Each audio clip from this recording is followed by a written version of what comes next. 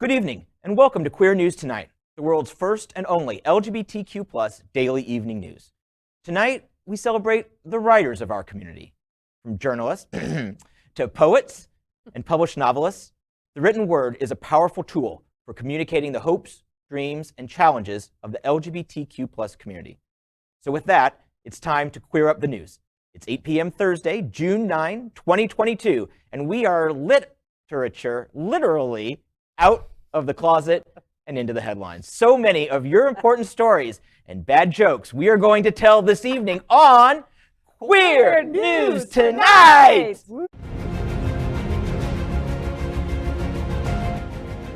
This is the world's first live daily LGBTQ evening news show, literally out of the closet and into the headlines on Queer News Tonight with Al Ferguson. Thank you for joining Queer News Tonight. This is the world's first and only unedited live LGBTQ+ evening news show. Whatever happens, you will see it. Queer News Tonight is supported by viewers like you. We are a part of the partnership between Happening Out Television Network and Hotspots Magazine. Hotspots is celebrating 36 years of the LGBTQ+ experience. We bring you the best of LGBTQ+ news, entertainment, and support of our community. I'm your anchor at Queer News Tonight, John Hayden. Let's welcome anchor Rajee Narine-Singh, a famous transgender activist, actress, author, which is why she joins us tonight, mystic, and reality TV personality. She is of multiracial descent and has appeared on more than 35 television shows across the globe, most importantly, Queer News Tonight. Welcome, Rajee. Oh, thank you. It's so good to be here with you artistic folks. So I have the pleasure of welcoming trans student advocate Evyn Almanzar. Welcome, Evyn. Hi. Evyn recently finished his freshman year in high school and has been publicly speaking out for years. Evyn is an advocate for mental health and queer students' rights, a lover of writing and nature who often enjoys both at the same time. Evyn said on Queer News Tonight, "I want to make people hear us as a student body, as well as members of the LGBTQ+ community, and let them know how they can help." Evyn was also a member of the Don't Say Gay rally this February. Welcome, Evyn. Hi, Rajee. What a glorious introduction. Thank you. Yes, and I see we're matching a little bit. Yeah, love that. All right, let's welcome anchor DJ Nena, a homegrown Garden State girl and a military veteran who was fascinated with MTV and radio at an early age. DJ Nena's early exposure led to her into the entertainment industry. Such a tongue twister. She has been a local DJ and music producer for the LGBT community of South Florida for over 20 years. Good evening, DJ Nena. Good evening. Thank you. What a fabulous intro. But let's introduce our next fabulous anchor. Let's welcome anchor Gregg Shapiro, an inductee into the Chicago LGBT Hall of Fame. Gregg is the author of 8 books, including his latest, Fear of Muses, an entertainment journalist whose celebrity interviews and music reviews run in a variety of regional LGBTQ+ and mainstream publications and websites. His movie review column called Screensaver can be found in South Florida Gay News, San Francisco's Bay Area Reporter, RottenTomatoes.com, and more. Good evening, Gregg. Good Welcome evening. to the party. Thank you very much, and happy National Strawberry Rhubarb Pie Day. Ooh. We are the reporters for Queer News. It's so specific. Like not even just National Strawberry or National Rhubarb. Yeah, It's Strawberry Rhubarb. I'm hungry now. I know, me too. We are the reporters for Queer News Tonight, and this evening we begin with the queer headlines. The LGBTQ+ community in South Florida and across America is diverse. Our community across the world is vast.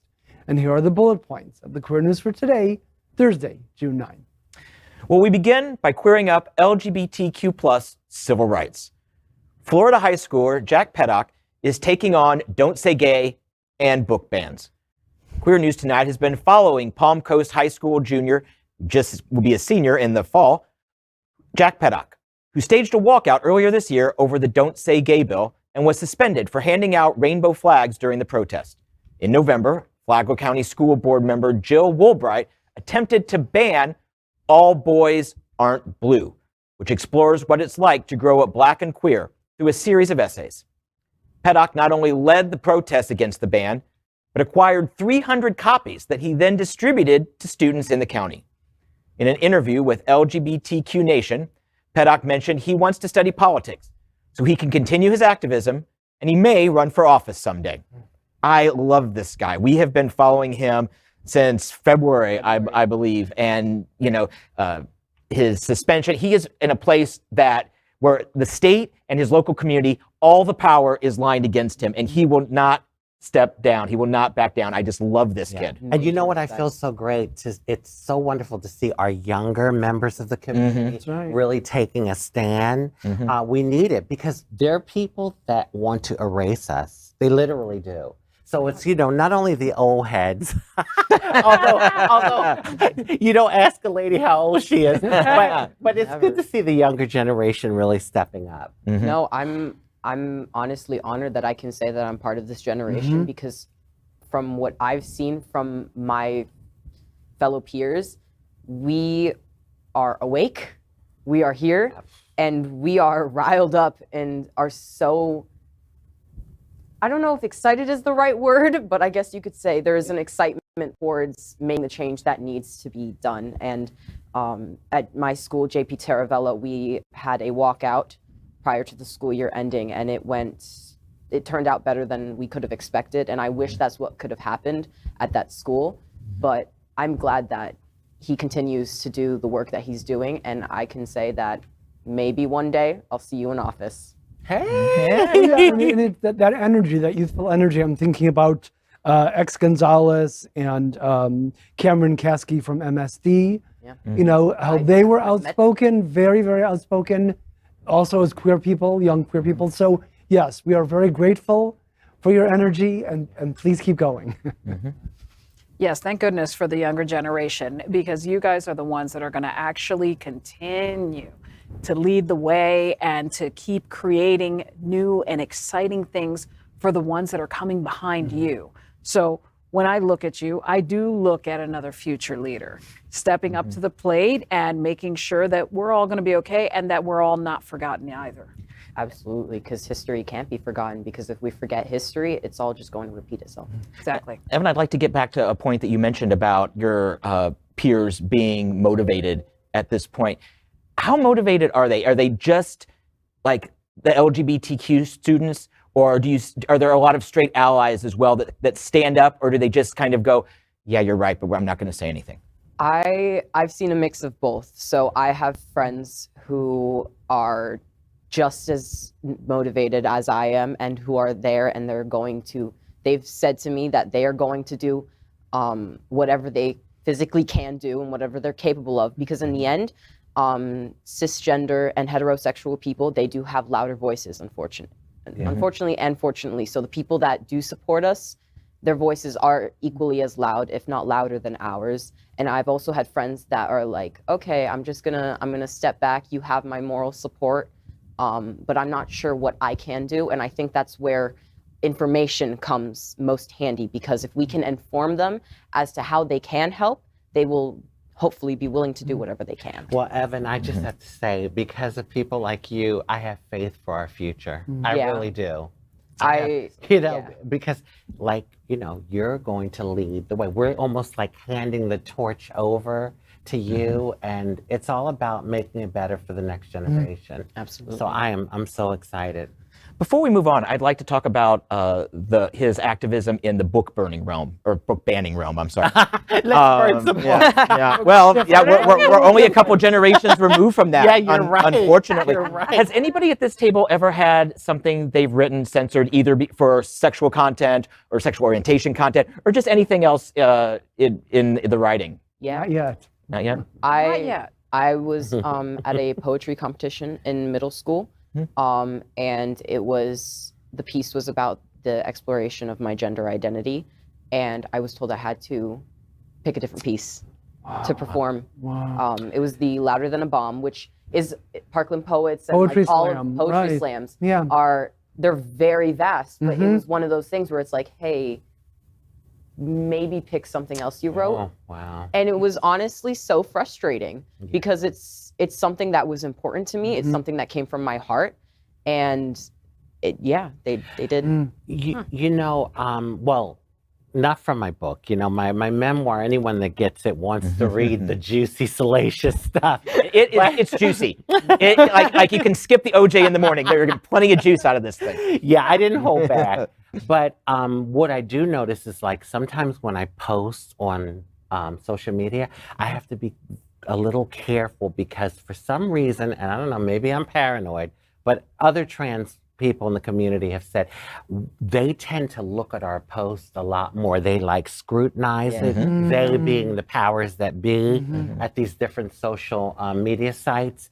And so just like I think twice about how I word things and everything, because I know they're going to look at it. Right. And I have had posts taken down. Wow. Posts that weren't really anything to me that was that inappropriate. I see cisgendered heterosexual people posting more salacious stuff, and their material isn't taken down. So. No, there are literally some Yeah. pages where they're just posting softcore porn, Yeah, and they're okay with it. they're okay. Yeah. Oh, and social media is the next fight for censorship. No, true. Absolutely. All right, now it's time to queer up gay culture. Celebrate Pride Month with these new books by LGBTQ plus authors. 2022 has been a rough year for the LGBTQ plus community, as our rights are being attacked everywhere from the classroom to the legislature.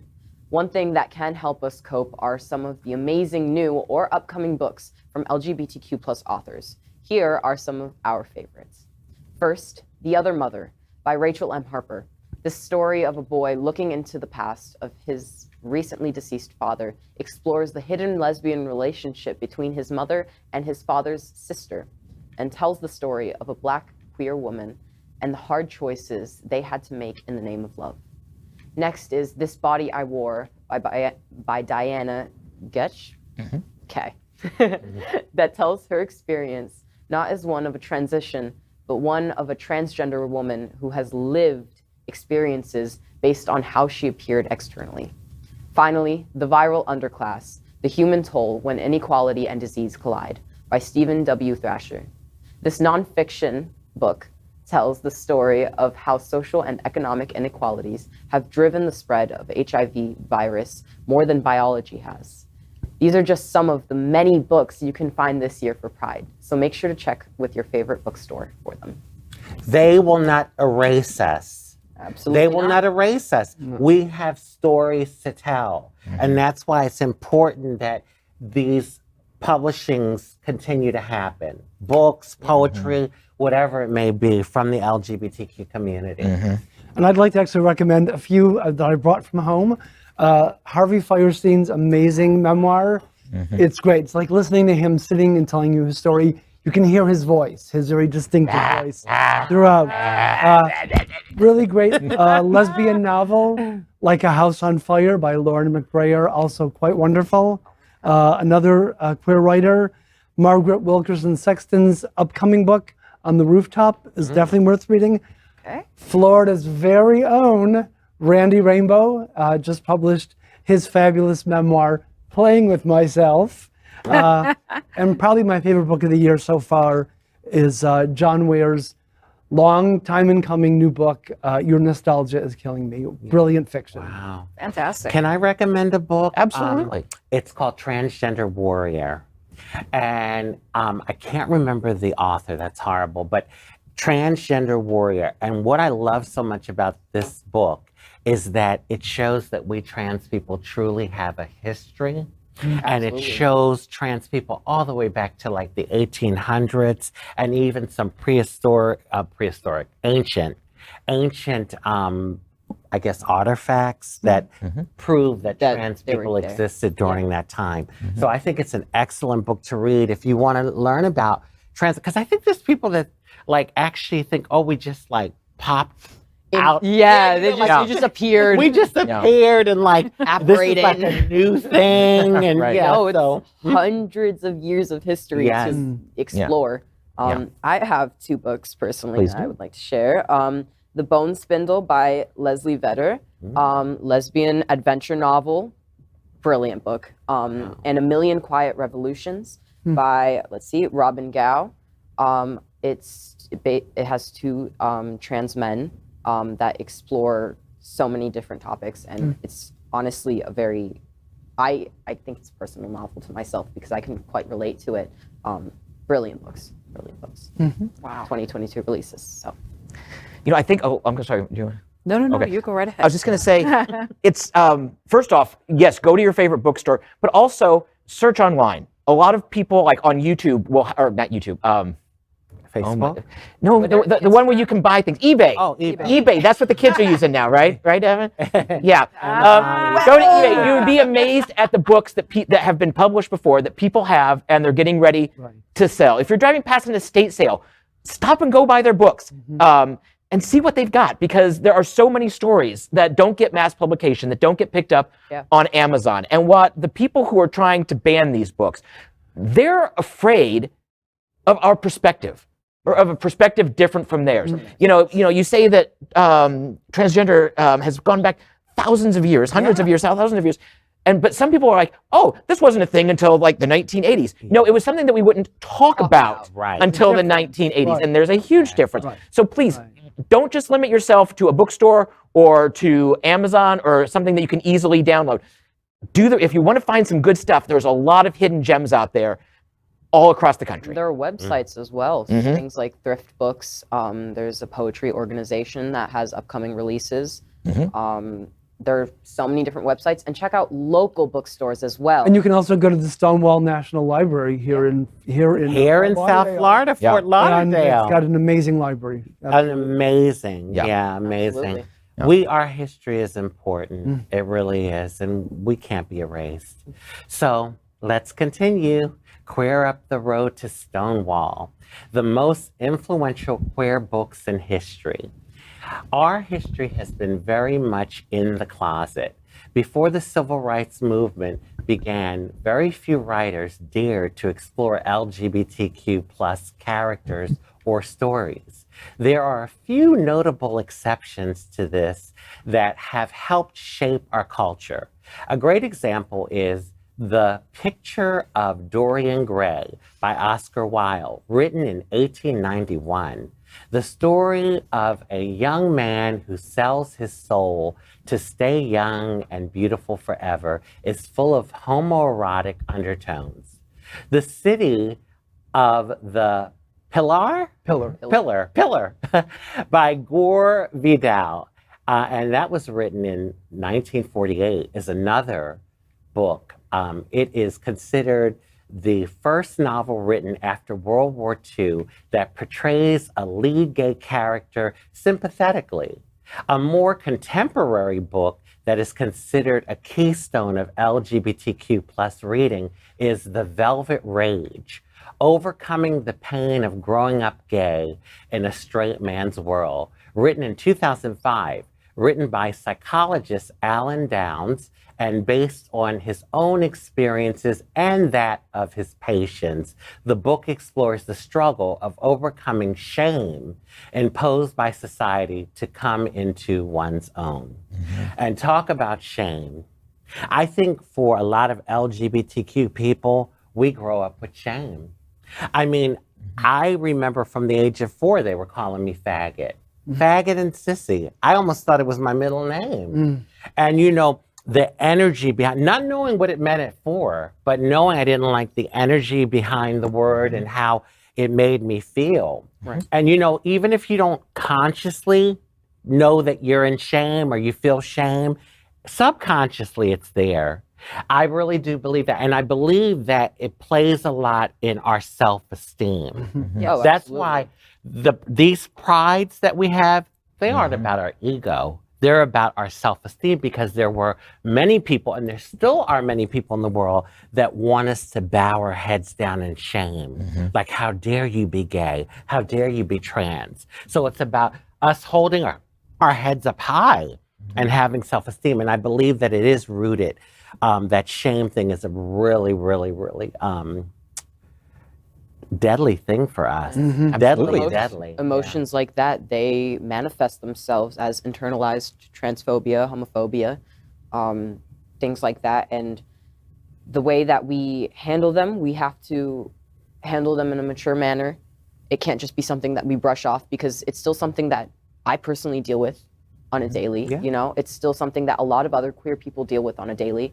And by seeing that we've been here throughout history, I think that's massively important to our mental health, as well as the progress that we continue to make. Shame is one of those 7 deadlies. It's one of those things that can relinquish power in the most backward fashion ever imaginable. Now here's, I'll share something a little bit with you all about me. I'm probably would have to consider myself a newer writer on the scene. I used to like writing when I was about 12 or 13, but then someone caught a hold of what I was writing, and I never wrote a single word again until December of 2020.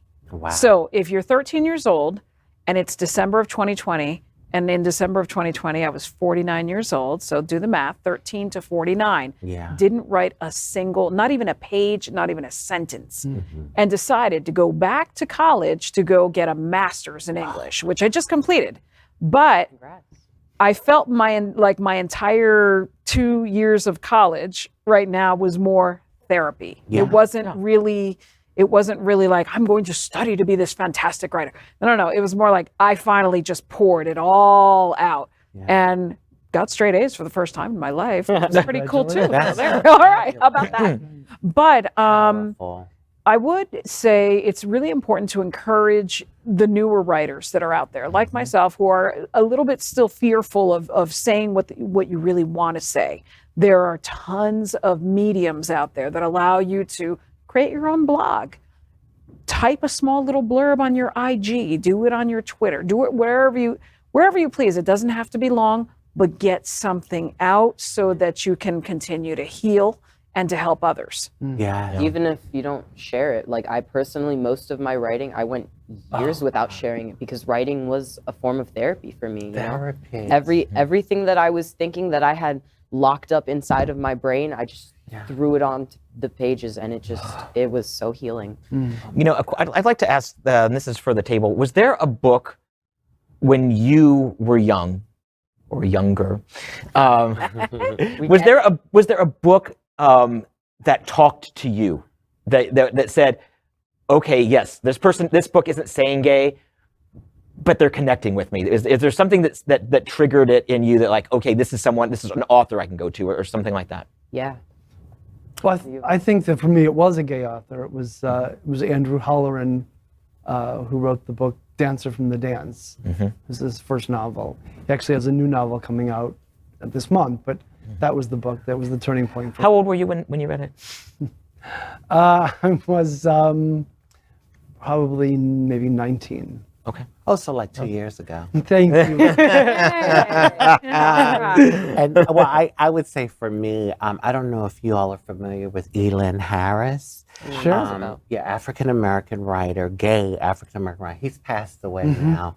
But he had a trilogy of 3 stories that came out.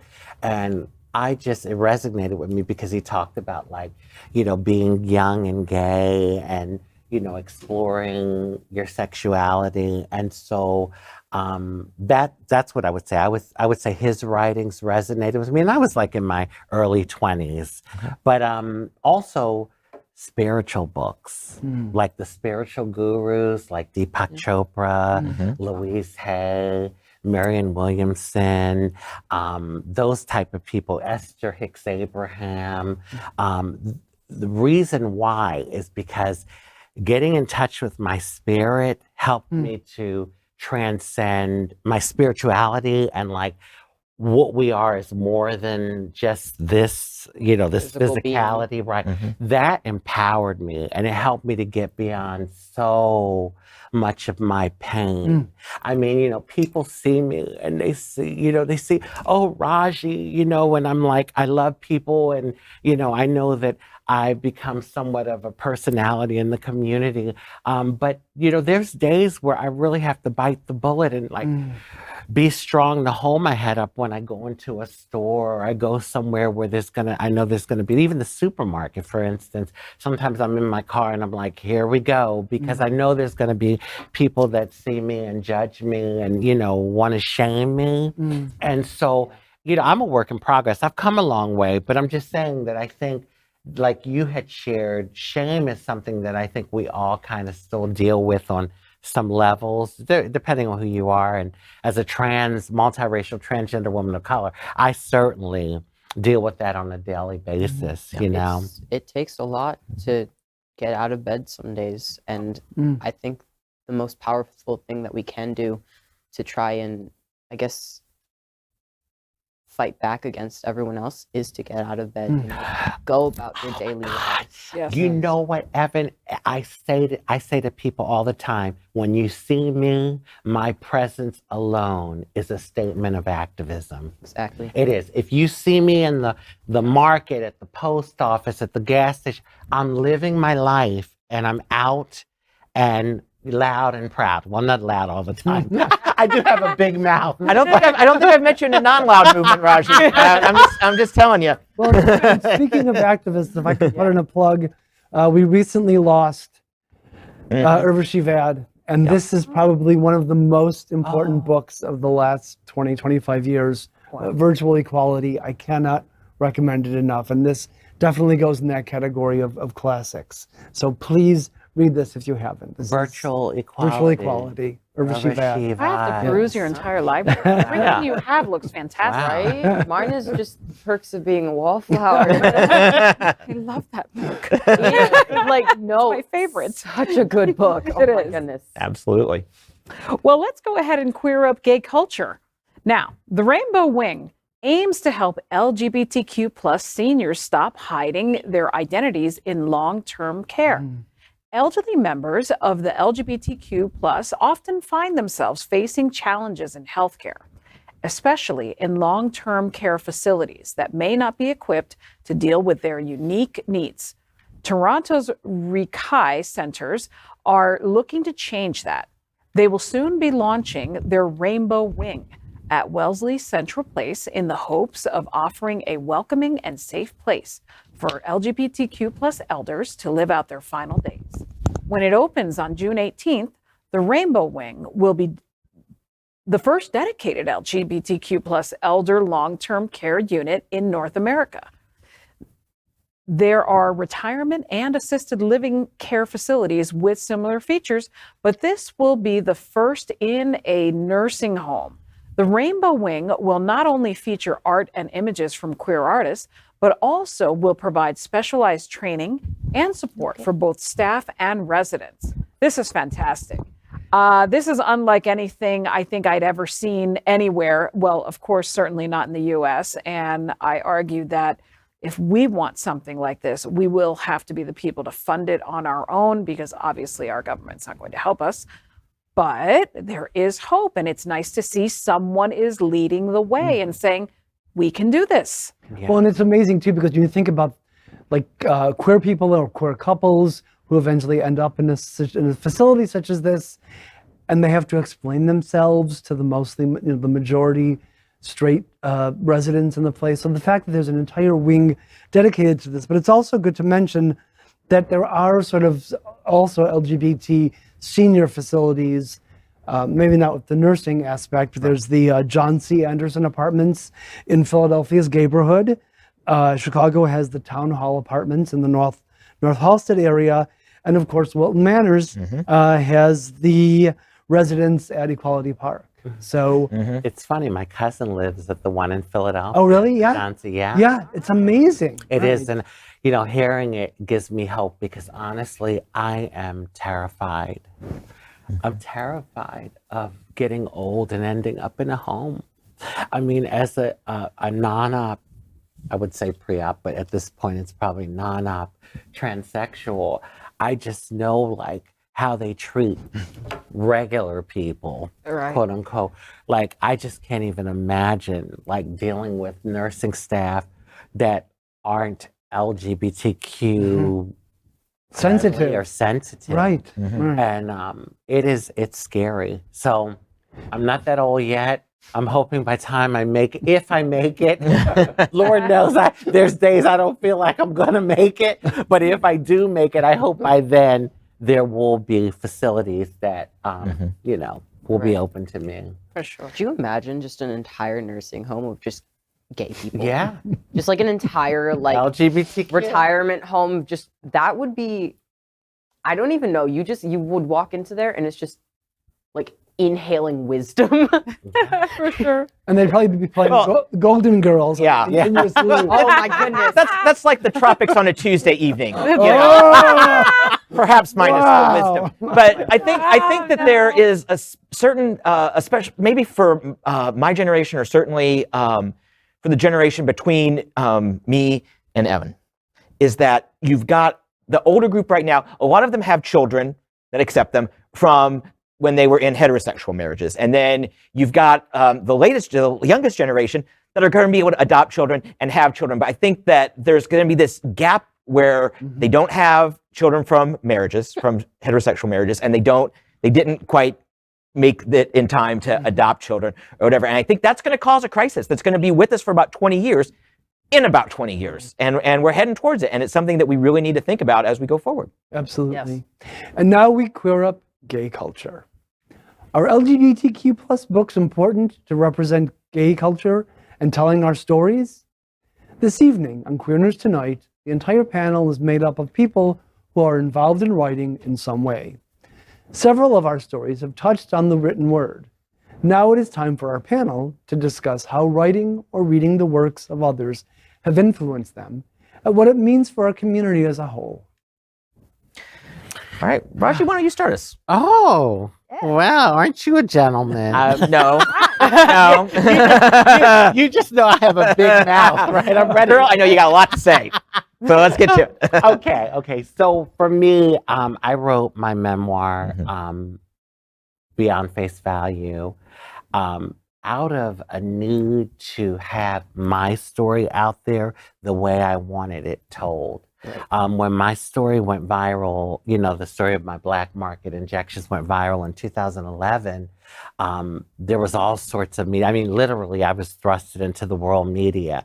And, you know, like in the movies where all the news trucks show up on your lawn, that's how my lawn looked. Ooh. Like, that's how the front of my apartment was.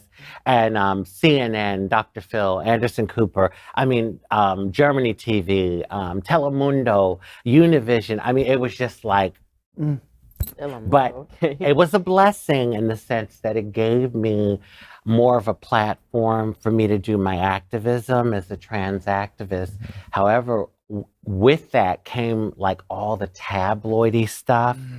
You know, they were calling me cement woman and elephant woman, and it was a lot of like nasty stuff online and tabloidy stuff, which comes with the territory when you're out there in the media like that. Right. So I said, okay, no. I have to get my story out there for whoever cares, like whoever really wants to know. Yeah. And so that's what I did. I released Beyond Face Value. If you all get the, I thought that was the perfect title. It is a great title. A journey, a transgender woman's journey to true beauty, and so that's what motivated me. But also, I think it was you, Evyn, that brought up the fact of like how writing is therapeutic. Yeah. And that was another thing too. As I wrote my story, it was almost a bit of therapy because I was revisiting things and, you know, I didn't hold back. I didn't sugarcoat because, you know, I think people really resonate with the real deal. They want to know the real story. And like, I tried not to, I kept it real and I didn't want to sugarcoat anything. So I had to talk about some painful things, you know, but it was very therapeutic. It was cathartic for you. Yeah, it was. Well, and I think that people look for a way to express themselves, whether it's through writing or if it's music or whatever, it is a healing tool. Expression is very healing. Madam DJ? Yeah. When we're all storytellers here. That's something that is a thread that runs through each of us, and that's why we're here tonight. When you go to start telling a story, Right. how does it come to you? Does it free flow? Do you outline first? How do you express the story, the characters, the people inside of you that want to talk? Well, depending on if I'm writing characters, then I do outline first because I need to know who they are, where they came from, and I need to know their back history of their parents. I go as far backwards as possible to create the person that sounds more like a real person of today. So I travel backwards in time just to give you, what's actually happening currently today. But when it comes to writing things about myself, and I literally did this today for the first time, which I'm not used to writing about me at all. So I found myself typing, I'm like, I don't know if I want to say that. So I even had moments where I was censoring myself. And I thought, I'm like, should I be writing this? And I'm like, no, maybe I should just leave that out. And I'm like, no, just leave it in there. It's going to be fine. It'll be all right. So I'm coming to the grips right now of finding true honesty within myself and being brave enough to just say what I want to say. You know, what you say is so true. I had a conversation with someone recently and they were saying, well, wasn't it easy writing your memoir? And I wrote a book prior to my memoir called The Hand I Was Dealt. It was a fiction book. And I found that harder because, see, I wasn't attached to the character. No. When you're writing about yourself, just like you, yes, I thought, oh my God, should I write that? Oh my God, maybe I'm putting too much out there. Like you start questioning because you're writing your story and you know that this isn't a fictional story. This is like, your story. Absolutely. So yeah. I just want to encourage everyone out there who is interested in writing to, do it. I know for me, when I thought about the whole book, it was overwhelming. But what I did is I made a commitment to myself. I said, every day, when I decided to write my book, I said, every day I will write at least one paragraph. Yeah.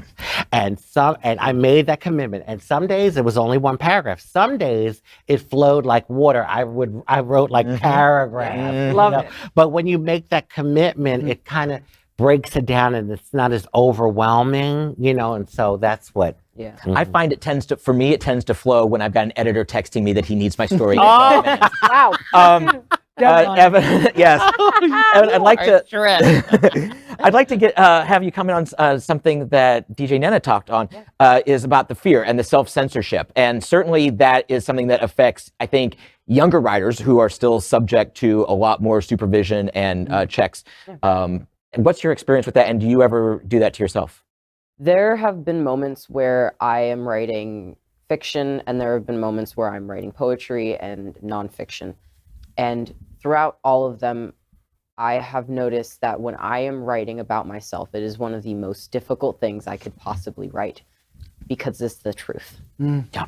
And the truth is always really difficult to process and understand because it's something that is real, and as humans, reality is something that we want to attach ourselves to, but we know that we can't absorb all of it.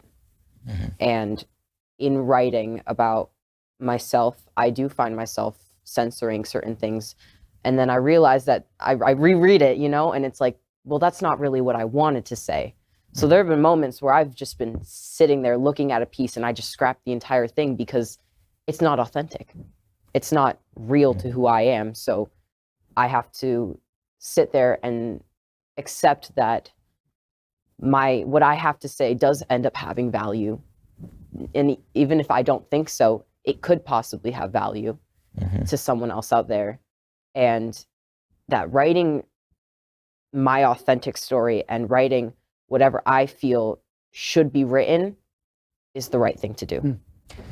I come to this panel as a journalist for 27 years. For 25 years, I was a television news producer. I worked in stations around the country, mostly in the Midwest, but I've been down here, and I was at a television station here for about 15 years. And it's been very rewarding, but what you talk about, the truth, and it's something that you find, people are always like, oh, it's your side of the story, and it's your side of the story. Right. But I have very few stories that I've done that there were only two sides to the story. And that's one of those things. And a lot of times you are on a deadline, like I referred to a couple moments ago. Right. You've got to get something ready for the 5 o'clock news or the 10 o'clock news, the 11 o'clock news, sometimes all three. And they have to be different, and they have to be different stories. And I was a producer, and I was never really on camera very much. These last 2 years, I've left television. Well, aside from this is great, and this is great. Now I'm on camera. Yeah.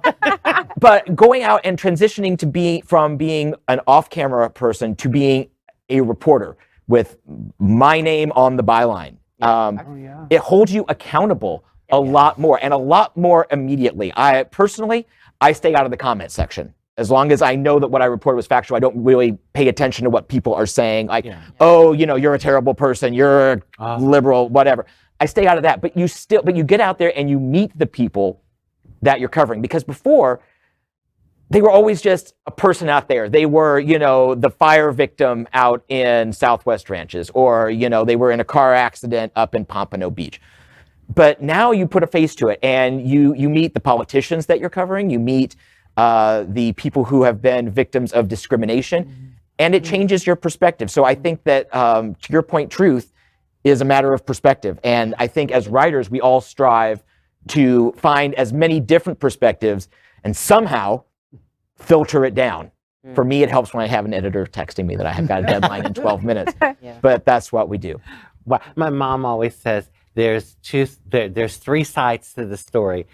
My side, your side, and the truth. And the truth. Yep. So and anyway. People will always emotionally connect to the truth, or what they think is the truth. Yeah, that's true. Honestly, what life is. Honestly, that's what life is. Take us to church, Rajee. Yes, let's go to church. Hallelujah!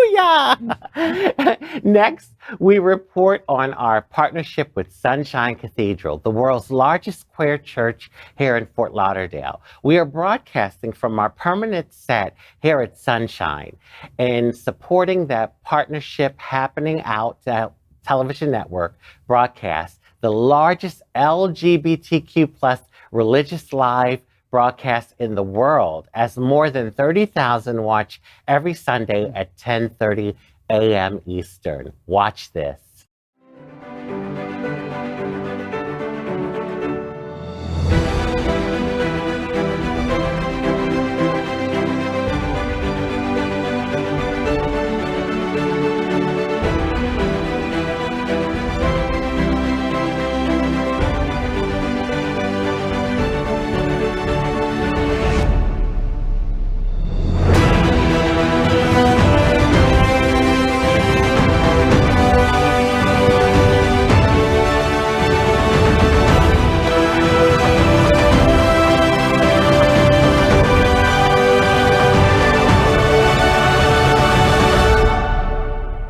I'm Auntie Mame, South Florida's black, bearded drag mama, and Sunshine Cathedral is my queer church.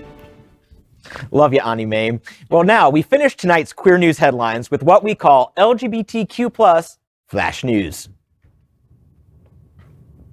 Evyn? Hold on. We're having a lag moment. Hold on. Sorry. Right. LGBTQ plus flash news. Rebel Wilson comes out and introduces her girlfriend. Rebel Wilson shocked the world earlier today with an Instagram post. Or not. The Pitch Perfect actress made an adorable post introducing the world to her new girlfriend, Ramona Agruma, as she came out for Pride Month. Many were more shocked by her 100-pound weight loss and beaming smile than they were by her admission. But either way, we love seeing newly out members of our family finding love. In the post, she said, quote, "I thought I was searching for a Disney prince, but maybe what I really needed all this time was a Disney princess. Hashtag love is love," end quote. That is just beautiful, and I grew up watching Pitch Perfect. Queer icon. Mm-hmm. Actually, I think Rebel would benefit from dating a lesbian acting coach. Oh! Wow. Wow. Someone had to say it. Strong opinions. Alrighty. Oh, I just want to find love. That's cool. Yeah. You know what I love about Rebel, and her movies notwithstanding, she's a lovely person when you sit down across from her. She truly is. But I love it because she does impact culture.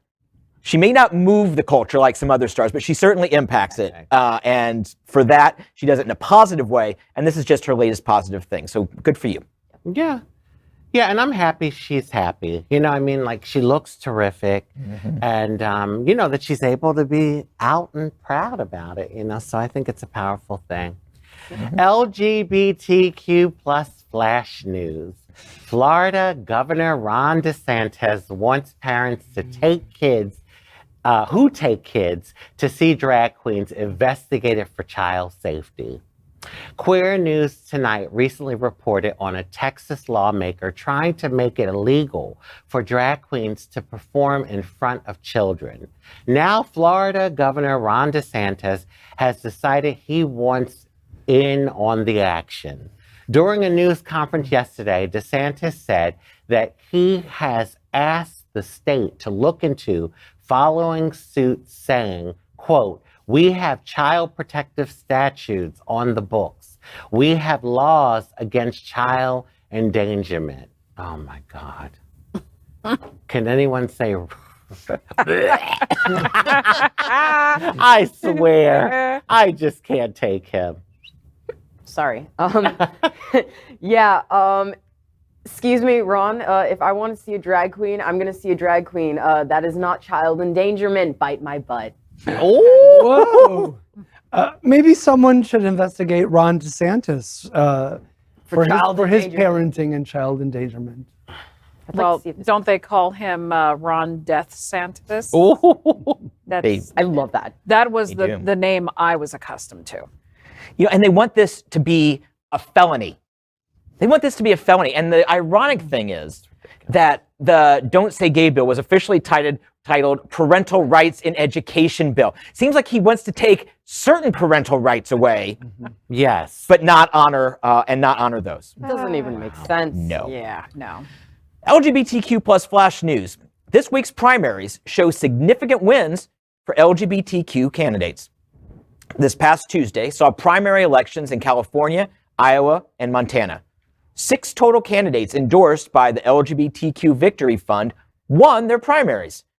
4 of those candidates were in California. In Montana, Zoe Zephyr won her primary and made history as she sets herself up to become the first trans woman ever elected to the Montana state legislature, and one of only 8 in the entire country. In Iowa, State Representative Liz Bennett won her primary in her run for state senate. If she wins in November, she will become the first ever LGBTQ plus woman to serve at that level in the state.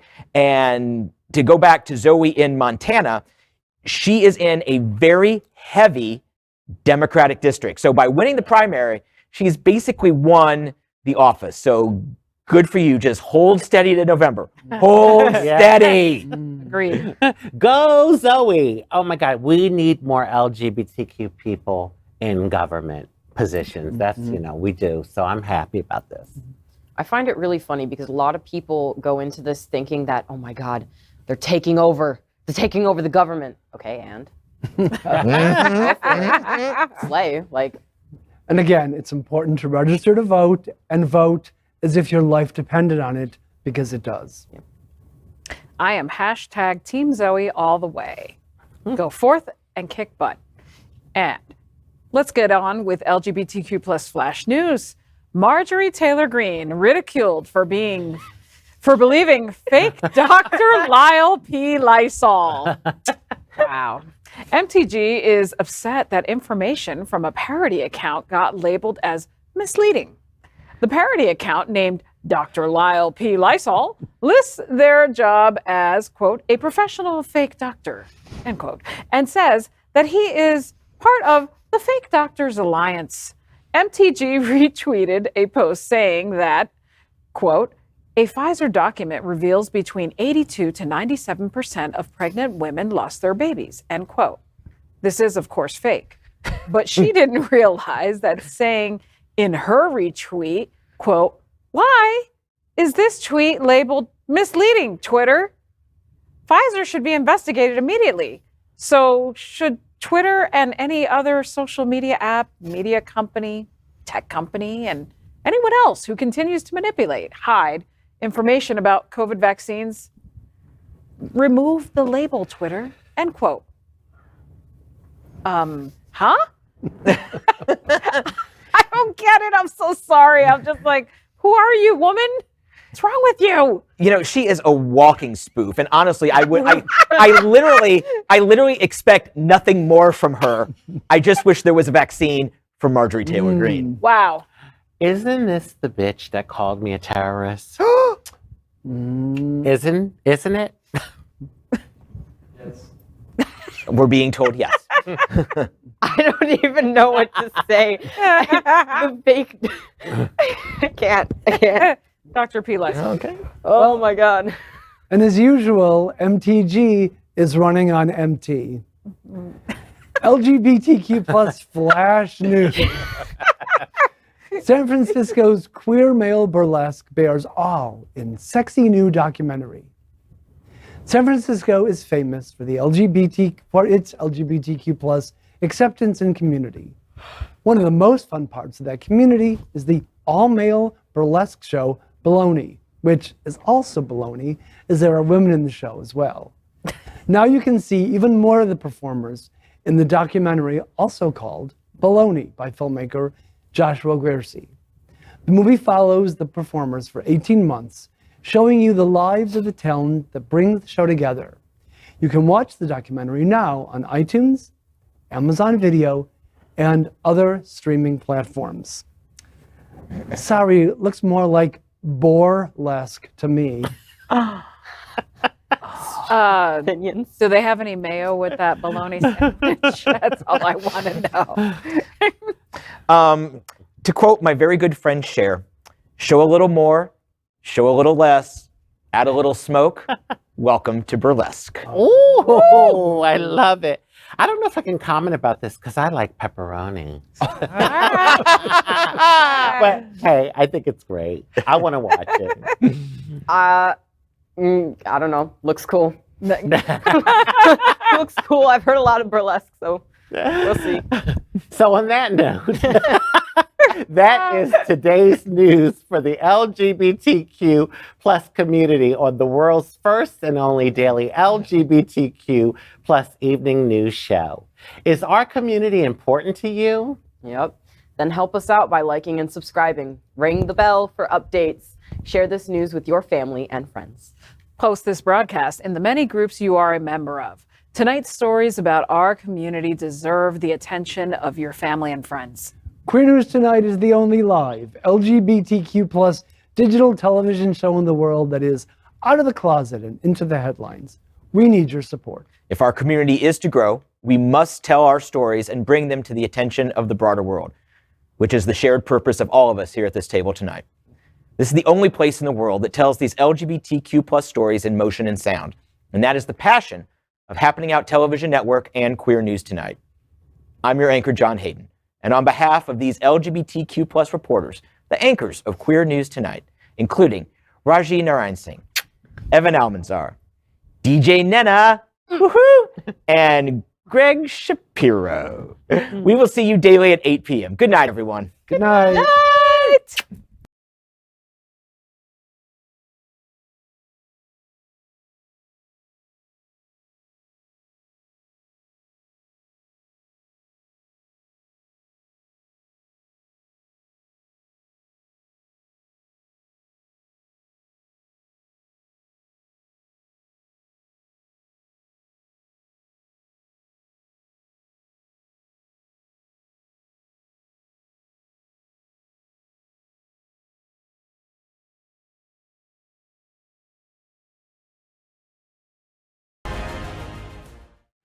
LGBTQ plus news is vital for our community and for the broader world as a whole. We have enough enemies at Fox News. Tucker, Sean, and Lara are loud. We need passionate allies. Happening Out Television Network, Queer News Tonight, and It's Happening Out are literally out of the closet and into the headlines. Our community needs your support. like this broadcast and subscribe now to ensure the growth of the entire